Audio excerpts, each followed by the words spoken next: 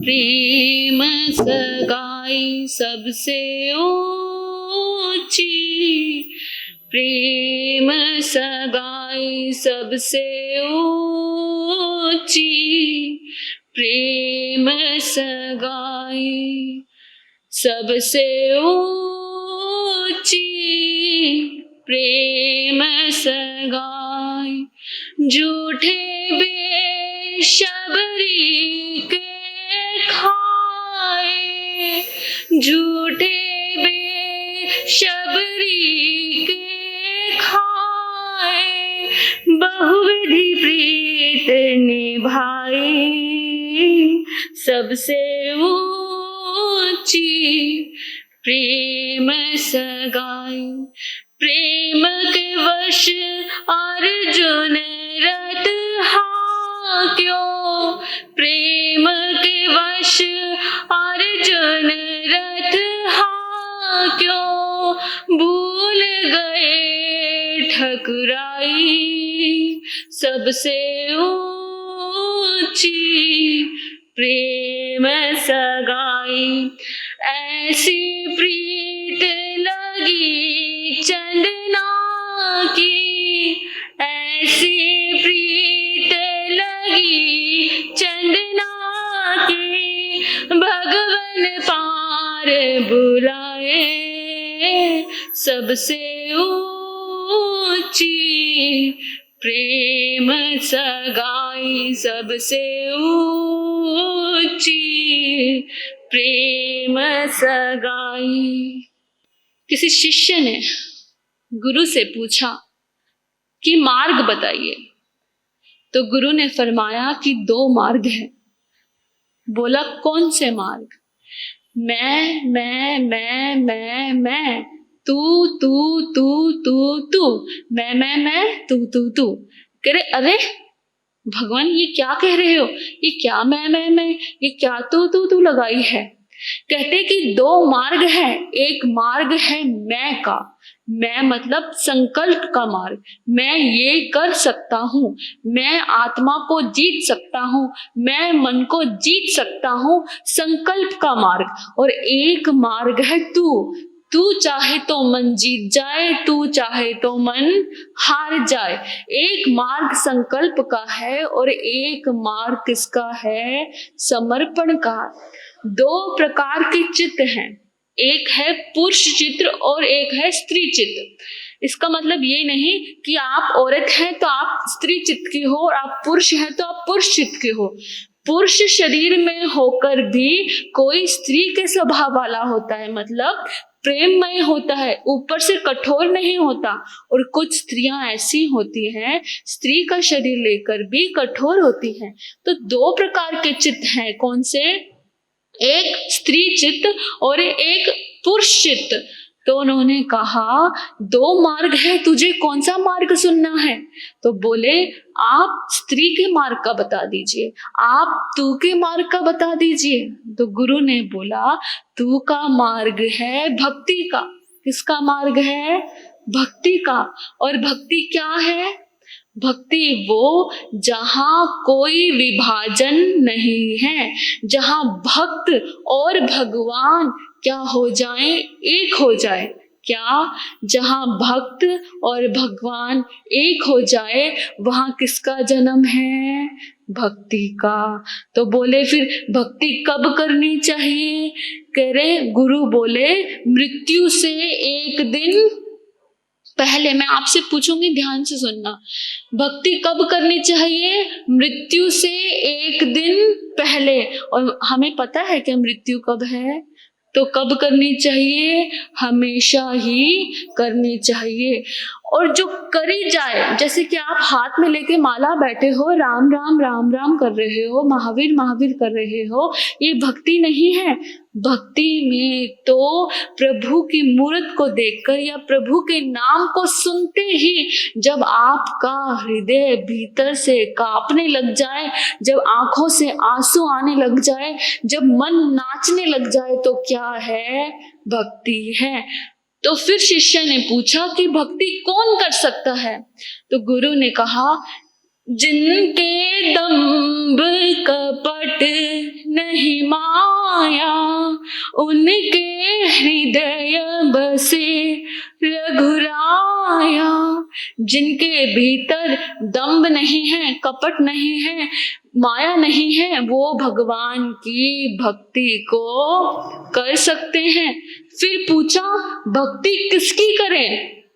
तो गुरु ने कहा हरि अनंत, हरि कथा अनंता। हरि अनंत है, भगवान अनंत है और उनकी कथाएं भी अनंत है। जिससे तुम्हारा मन लगे, जिससे तुम्हारा प्रेम हो, जिससे तुम्हारे विचार रुक जाए, जिसका नाम सुनने से मन करे कि इन्हीं को सुनते रहो, कोई भजन चला के मन करे कि इन्हीं का गान करते रहो।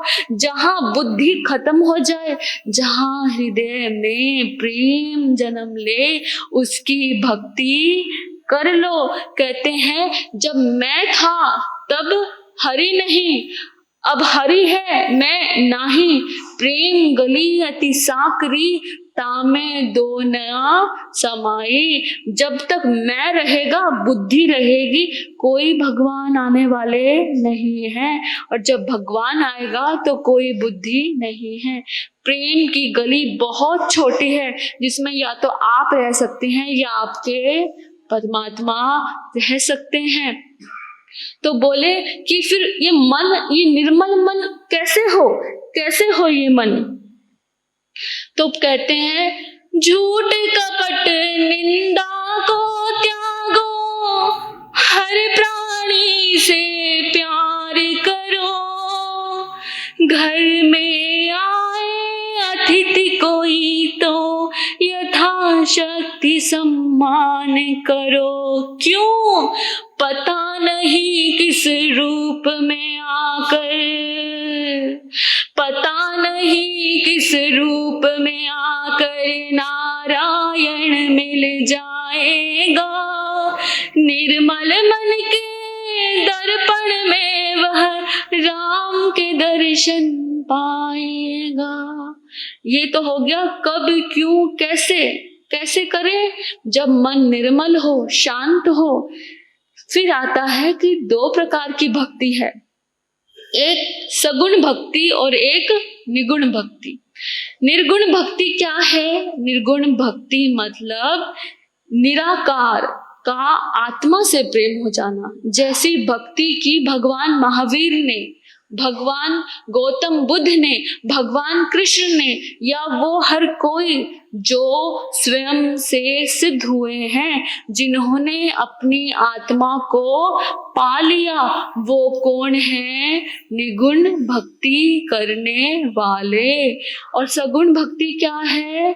वही निराकार, वही निराकार जब रूप लेकर सामने खड़े हो जाए और जिनको देखते ही हृदय थम जाए, आंखें भर जाए, जिनको देखने का मन करता जाए, ऐसी भक्ति क्या है? सगुण भक्ति।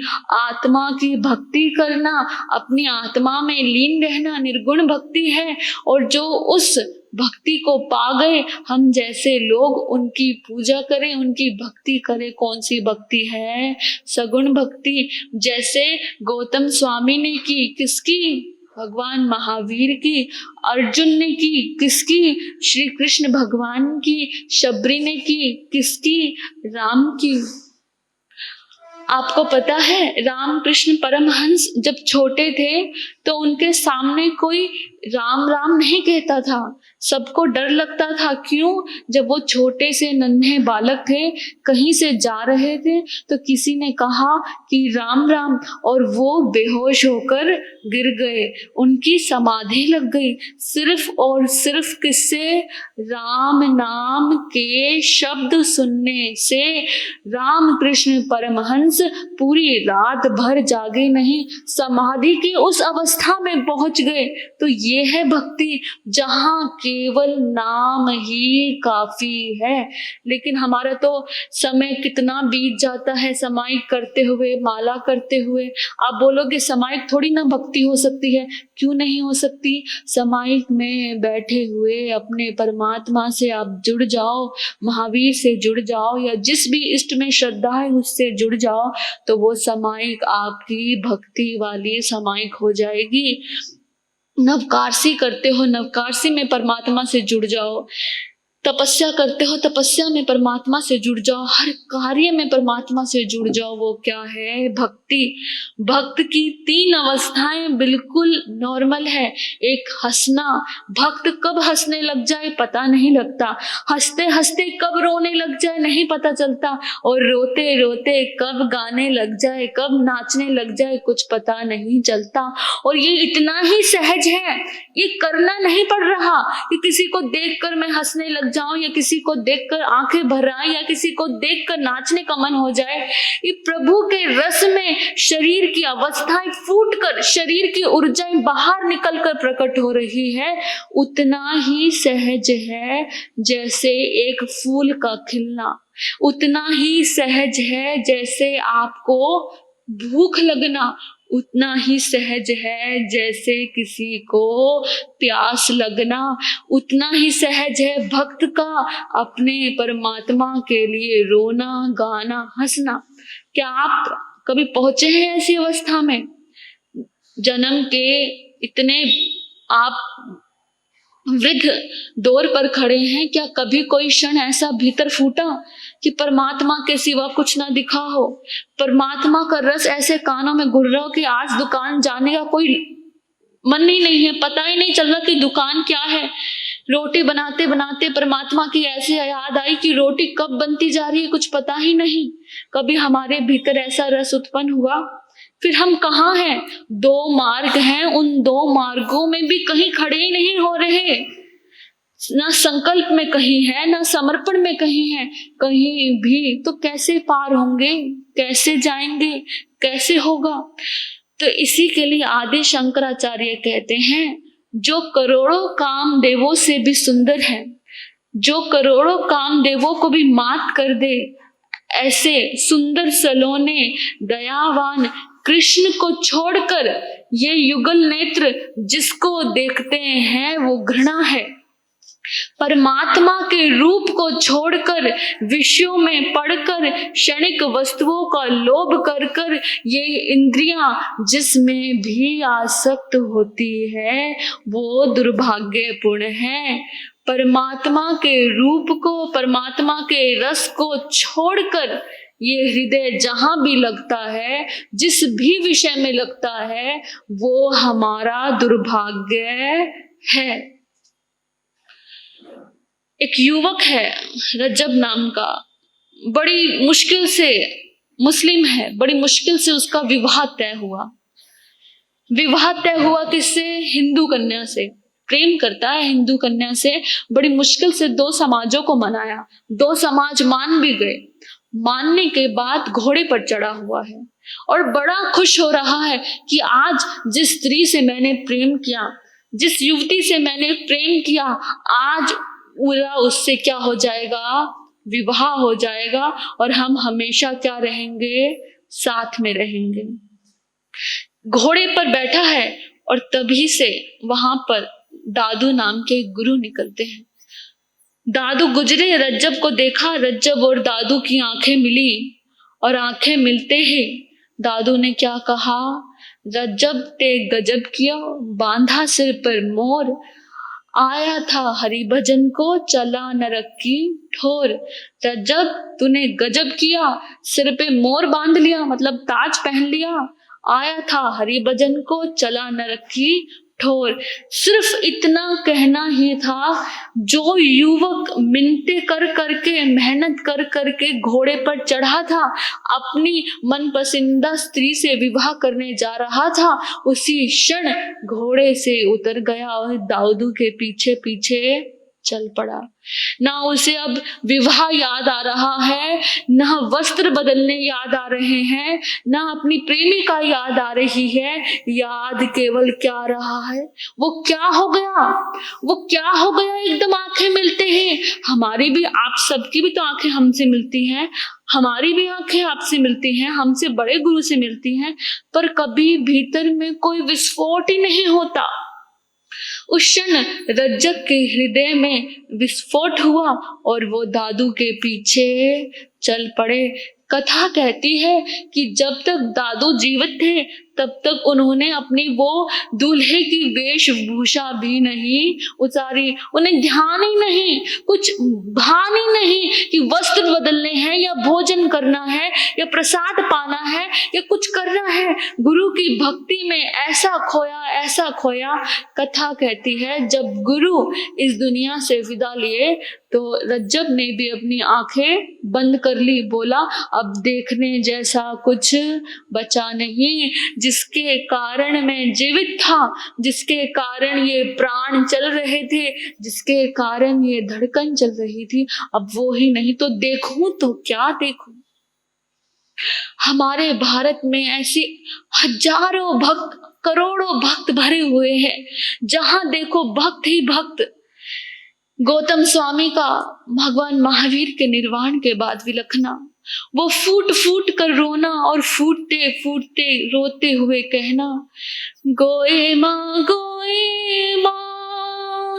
कौन कहेगा मुझे प्यार से। क्या कह रहे हैं गौतम? भगवान महावीर स्वामी अभी सामने थे और अभी नहीं है। देखूं किसको देखूं, कैसे जीऊंगा? जो दिन भर उनके समक्ष बैठकर उनके सगुण रूप का दर्शन किया करता था, अब किसको देखूंगा? ऐसा रो रहा है, ऐसे रो रहे हैं कि तीनों लोक उनके करुणा क्रंदन से कांप जाए। हे मेरे परमात्मा, हे मेरे भगवान, वापस लौट आओ, लौट आओ मेरे परमात्मा, लौट आओ। ऐसे बिलख बिलख कर गौतम रो रहे हैं।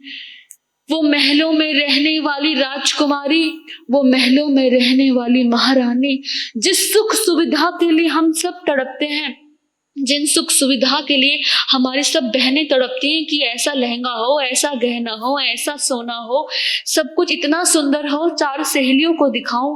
वो महारानी जिसके पास सब कुछ है, उसे क्या हो गया? वो क्यों जहर का प्याला पी लेती है? ऐसा क्या हो गया? सब सुख सुविधाओं के बीच में रहते हुए वो क्यों जहर का प्याला पीकर नंगे पैर सड़कों पर, गलियों में कृष्ण कृष्ण कृष्ण कहते हुए क्यों दौड़ती जा रही है? क्यों दौड़ती जा रही है? और क्या कहती जा रही है? जो मैं जानती प्रीत करे दुख होए, नगर ढिंडोरा पीट के कहती प्रीत न करियो कोई। क्या हो गया उस मीरा को? ऐसा क्या मिल गया? हम भी तो कृष्ण अभी जन्माष्टमी मनाई थी ना, क्या एक बार भी नाम भीतर उतरा? हाय कृष्ण, हाय राम, हाय महावीर, गौतम, ऐसा कोई भाव भीतर उतरता ही नहीं। जब उतरता नहीं तभी हम इतने रूखे सूखे हैं। वो एक 5 साल का छोटा बालक ध्रुव, आपने कथा सुनी होगी ध्रुव की।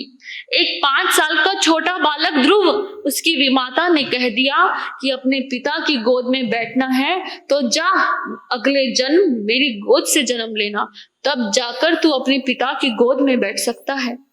ध्रुव चल दिया, अपनी माँ के पास आकर रोया, बोला कि विमाता ने ऐसा कहा कि मैं अपने पिता की गोद में नहीं बैठ सकता।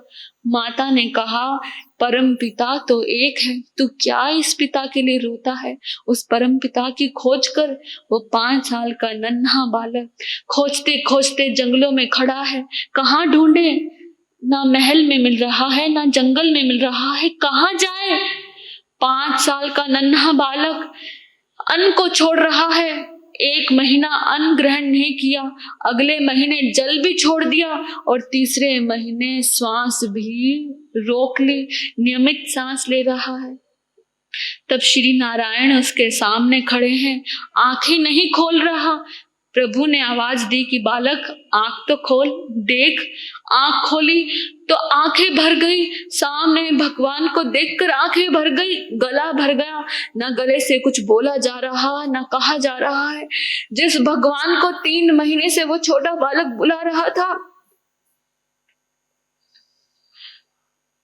जिस परमात्मा को वो बालक बुला रहा था, वो परमात्मा सामने खड़े हैं। ध्रुव से ना बोला जा रहा है ना कुछ कहा जा रहा है। प्रभु ने अपना शंख निकाला और ध्रुव के गले पे लगाया। भरी आंखों से, भरे गले से ध्रुव परमात्मा की स्तुति कर रहा है। स्तुति कहते हुए कह रहा है, परमात्मा मुझे कुछ नहीं चाहिए, ऐसा एक वरदान दे दो कि दिन रात तुम्हारी भक्ति में तुम्हारा ख्याल कभी मेरी हृदय से, मेरे मन से कभी दूर ना हो। ऐसा एक वरदान मुझे दे दो। ऐसा छोटा बालक ध्रुव, ऐसा नन्हा बालक ध्रुव परमात्मा को रोकर ये कह रहा है। देखिए, कहानियां, कथाएं बहुत है जो हमारे हृदय को परमात्मा से जोड़ सकती है, पर असल बात यह है कि हम कहाँ जुड़े हैं। वो सूरदास जी, जिनके नैन भी नहीं है, जिनकी आंखें भी नहीं है, वो परमात्मा का ऐसा सुंदर वर्णन करते हैं। वो परमात्मा का ऐसा सुंदर कहते हैं कि छोटे छोटे नन्हे पांव लेकर परमात्मा मेरे आंगन में डोल रहे हैं। वो परमात्मा कभी मेरे आंगन से ना जाए। और क्या कहते हैं, आप या इन नैनन में, आप या इन नैनन में जो पलक ढाप तो हेलू, ना मैं देखूं गैर को ना तोहे देखन दू। ये सब कथा कहानियां आपके हृदय से जुड़ने के हैं कि कभी आपके भीतर भी भक्ति का एक क्षण, एक पल, केवल एक पल आप मनुष्य बने हो। इतनी मेहनत, काई देखी है ना, घर के पास काई लग जाती है, वहां से जीवन शुरू हुआ है। करोड़ों करोड़ों वर्ष, खरबों खरबों वर्ष उस काई में पड़कर रहे। जब यहाँ कोई भक्त रोया, जब यहाँ कोई सिद्ध हुआ, तब हमारा जन्म उस काई से निकलकर यहाँ है, यहाँ बैठे हैं। उसको भी हम गवाते जा रहे हैं इन विषयों में, कामनाओं में, इच्छाओं में, जो कभी भरती नहीं, भर सकती नहीं। आपको क्या लगता है, अंबानी खुश होगा इतना अमीर होके, उसकी इच्छाएं खत्म हो गई होंगी? नहीं। जो कभी भर नहीं सकती, उसको हम परमात्मा को बिना याद किए गवाए जा रहे हैं। बस 2 मिनट में बात खत्म करूंगी। 2 तरह की भक्ति है, वैसे भक्ति एक ही है। आज के समाज को, कलयुग को देखकर 2 प्रकार की है, सहेतु की और अहेतु की।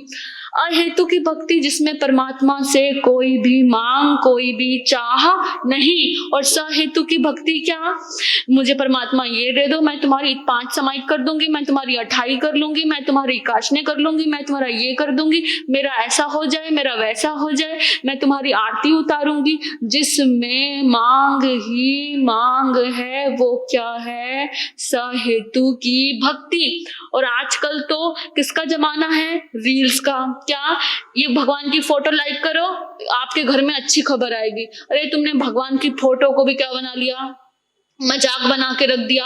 आप 5 लोगों को शेयर करो, आपको गुड न्यूज मिलेगी। लोग वृंदावन जा रहे हैं, किस लिए कि हमारे रील्स को क्या मिले, ज्यादा से ज्यादा लाइक। ये क्या है, निम्न से भी निम्नतम कार्य है। तो अपने मन को, हृदय को शुद्ध बनाइए, पावन बनाइए। मनुष्य बने हैं, उस एक पल का इंतजार कीजिए जब आपके हृदय में भगवान आने शुरू हुए। जिस क्षण आपके हृदय में, जिस दिन आप भगवान के लिए रो लिए, नकली आंसू नहीं, अंदर से आ गया, अंदर से परमात्मा के प्रति प्रेम आ गया, तो समझ लीजिए आपकी सम्यक्त की यात्रा शुरू हो गई, आपकी मोक्ष की यात्रा शुरू हो गई। बोलते हुए, कहते हुए कुछ त्रुटि हुई तो क्षमा करना। आप सभी ने इतने प्रेम से सुना, आप सभी को मेरा प्रणाम।